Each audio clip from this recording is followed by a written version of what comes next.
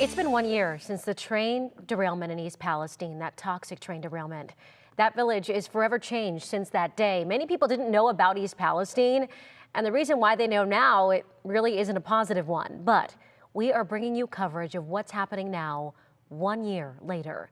And after visiting and talking with a group of men at a diner or the business owner on Main Street, or those who've had major health complications since, it is clear everyone is really reacting differently. Some say their town is safer. Some say they're petrified for what's to come and how this will impact their health and the health of their children down the road.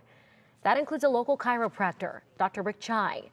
He says he's tested the water himself and it shows high levels of toxic chemicals. However, the EPA tells me they've tested the water too. They test it once a month and they say there are no toxic chemicals left in those creeks.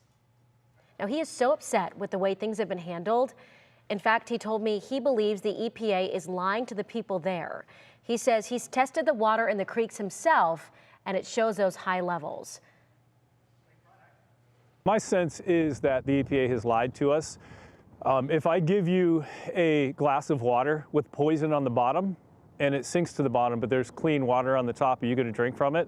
When I walk through those creeks and I stir up the sediment and the poisonous toxins come up around my feet, it's not clean.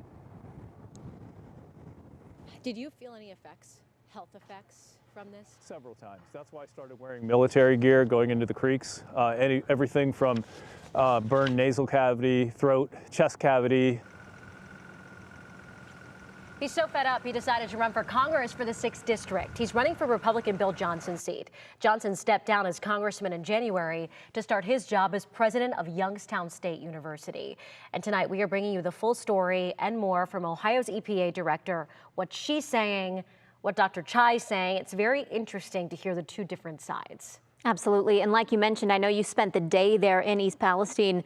You know, like you mentioned, going to the diners, having conversations with people.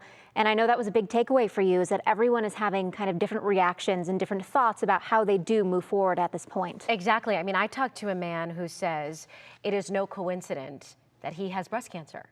He had a double mastectomy about 6 months after the derailment. I'll share his story on Wednesday night. But yes, so many different opinions. And it is really interesting.